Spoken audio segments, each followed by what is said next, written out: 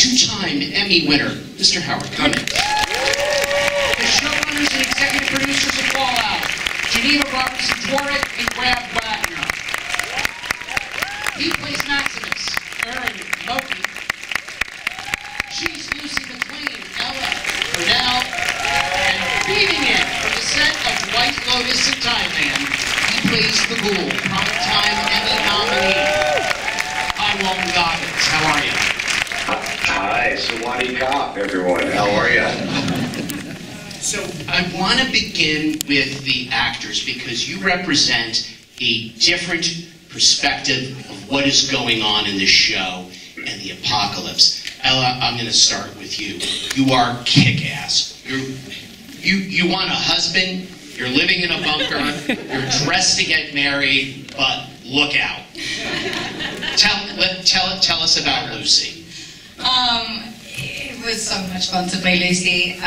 What I like the most about her is her just relentless optimism, which could get annoying, but somehow, you know, because of these amazing writers, the way they fleshed out the character, it doesn't, I hope, yet. Other way watch around. a little more and let me know. The script was annoying and Ella made it not annoying. Just like to clarify. No, you described Lucy in our first meeting as Ned Flanders in the Apocalypse. I was like, I want to see that show. Oh, yeah, I feel very lucky. We used an alarming number of cartoon references. It was like, so, Roadrunner Coyote, and we were like, what are we making? Thank God for a staple gun that gets you through the apocalypse. If you need anything, you need a staple gun. Oh, staple gun. Yes. Yeah, that's right. Staple gun, don't light a fire after dark. I have, you know, a lot of tips about surviving the nuclear apocalypse after watching this show. And then Aaron, Maximus. He is a different kind of soldier than this, from what we see with, for example, with Ella.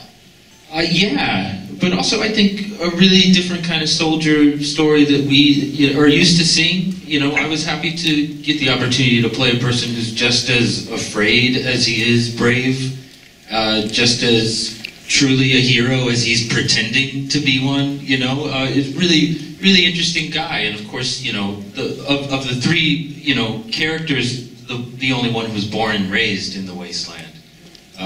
So, you know, we did a good job, I think, of mapping out how that changes a person's mentality, you know, how they bend to distrust of people, and how, you know,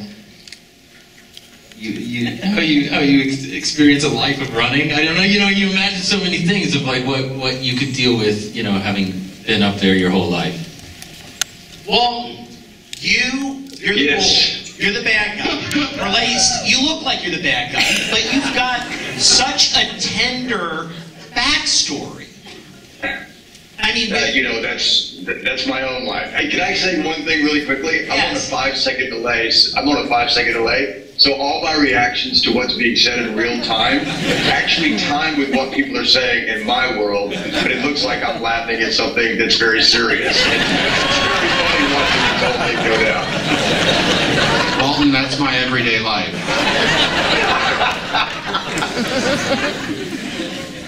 Please go ahead. but tell us about the Ghoul. He's not all like, rawr. He's got a soft side. He was a father. You know, when I read this script for the first time, I read 2 episodes and I really couldn't believe what I was reading.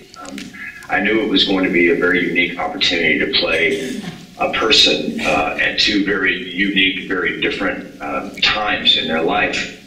A world that existed before these bombs fell, and a world that he had seen and experienced 200 years after the bombs had fell. He had seen the worst that humanity has to offer.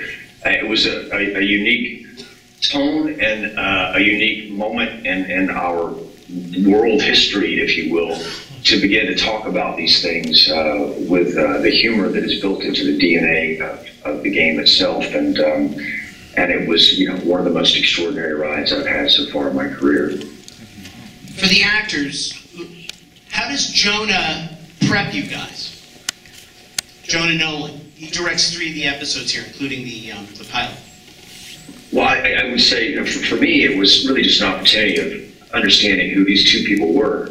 And we had to really figure out who Cooper Howard was before we understood who the ghoul was. And what we mean by that is his occupation and who is this guy? Who are the people that he would, his contemporaries, if you will, in Hollywood, and to begin to kind of formulate like his tics and what his day-to-day life was like, and to flesh out his family, which Geneva and Graham did so eloquently on the page, to understand what it is that he lost, and to begin to ask the question, or answer the question for ourselves, is why is this guy still around?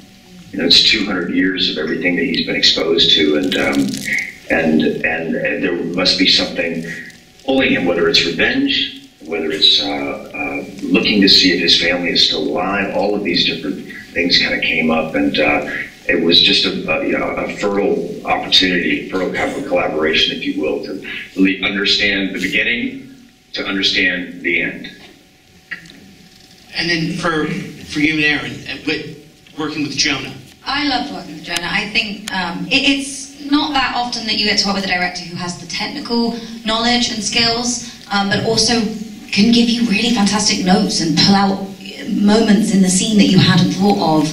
I think for me, Lucy is such a complex character. She's innocent and she's naive at the start, but she's also not to be underestimated. And for me, there was a crucial moment where Lucy becomes aware of her privilege, going up to the surface for the first time, realizing everything she's ever believed is wrong, right? Having that reality just ripped away from her.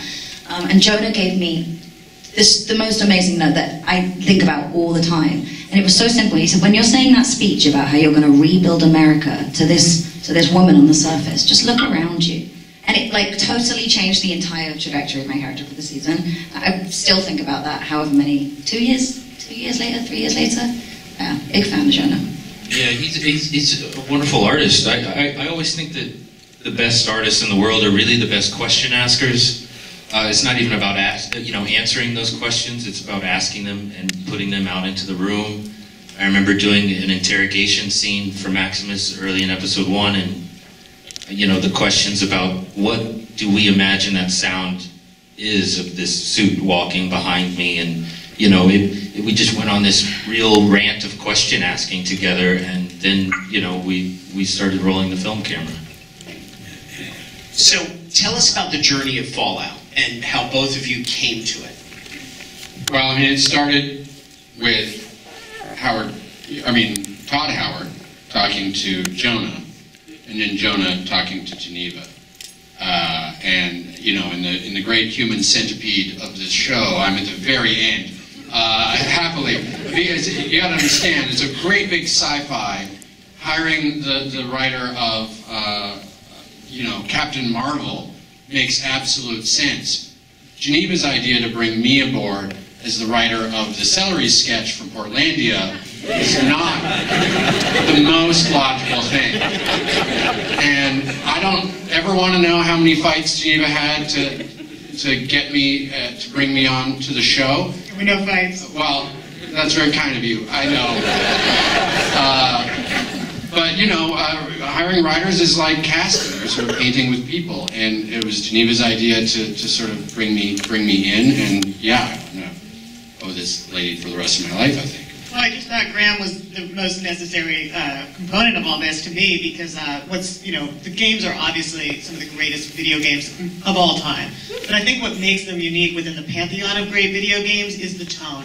The Fallout games are this amazing mix of violence and weird humor, and I knew I wasn't going to bring the level of humor that the show needed, so that was Graham, and we've been longtime friends, so I was just like, thank God it's here when we were offered this project, because it's the perfect thing for us to join forces on. But if it was just me, Lucy would have never left the vault, and because we wouldn't have the budget for the vault. It's kind of true. Yeah. Thank you, Geneva. Appreciate that. So, Howard, tell us about working with the original game developers to create the production design. What's interesting about that question is that I actually didn't. It was very generously allowed to approach the game with the way I was going to see it. And I learned, I'm not a gamer, and the way I learned was to go on YouTube, and I watched the fans with these incredible videos they put together and histories and stuff. And the more I looked at it, the more I began to like the game. I just liked it.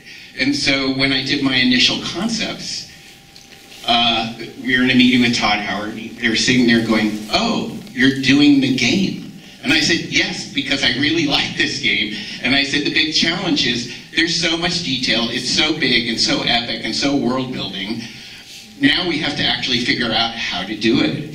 And so, but it was really, the learning from the history behind all the stories and how everything's interconnected and the humor of it all, because I've worked with Jonah before, and I'm very much not comedy, very post-apocalyptic things that didn't have the kind of humor. And so it was like, I remember just trying to do wallpapers in the vault, and the first ones you'll see are kind of dark. And then later on, they just get bigger and bigger and bigger. It's because we got more and more comfortable in figuring out the style of the show and watching the actors and sort of responding to all of that. So the blessing was that no one ever told me what to do. They just wanted to know, what do you think it looks like? And I did, and everybody did it, which was exciting. So it was a great group and huge, it's like, hey, let's go to Africa to shoot the apocalyptic, Santa Monica. And, and it happened, which was exciting.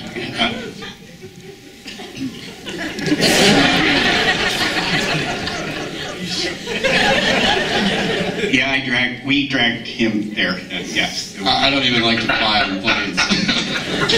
And I lived on an airplane for the last 3 years, so yeah. I got to know my Ativan and diazepam tolerances. Walton, last question for you. How does it feel to play a guy with a nose right now?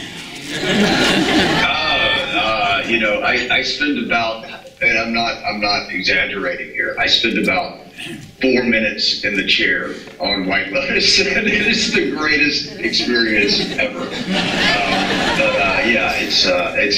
It's just good to kind of have this. It's easier to breathe and all the rest of it. But I do miss him. I miss walking the wasteland with Ella and Aaron, and it was every single day. And like what Howard created and what Jonah did. I mean, he's the kind of the secret and all of this. And we all know his career and all the things that he's written. He's a pretty serious guy, a pretty earnest guy. But the way in which he kind of captured the hyper-stylized violence in this show and the tonality of jokes and everything that Geneva and Graham had written, it was just what an experience. I look at the people on the stage and I feel like I'm mourning over you right here. I was on that stage with you guys, and I just miss you so much, and I can't wait to see you all very soon. Thank you for having us. But seriously, you were in the makeup chair for what? Quite some hours for the Ghoul. How did that? Talk about just working with your makeup artist and how that informed your performance. Well, it was extremely anxiety-provoking, from the very beginning. I knew that this was going to be an intense experience, being in that chair. I didn't understand, or I didn't take the time to really think about, because I don't know what I would have done, what my reaction would have been to how long it was going to take. We did 3 tests, and the first one was 5 hours. Every single one of those tests were 5 hours. And Jay Garber is the person that applied the pieces. It was designed by Vincent Van Dyke. We talked ad nauseum about how we wanted this to look and how I could communicate with the audience. And you could still see that it was me. And so Vincent, along with Jake, for the practical application of the piece, just talked about how thin we could make it, so you could still see my facial expressions underneath. At one point, we talked about putting in eye contacts. Tried that and immediately said, no, that just the eyes are the thing that your eyes make you human. And so we got off that. And And it was, by the time we were ready to go, Geneva and Graham came over, we all looked at it one last time and said, okay, this is what we're gonna go with. A couple of things I didn't take into consideration when we did this for the first day in New York. What was the heat, to be quite honest with you? It was 106 index, and we took this little Ferrari for a test ride and walked outside, and I immediately sat down on a log and said, oh my God, I'm getting too old for this shit. The sweat started pouring out of my eyes.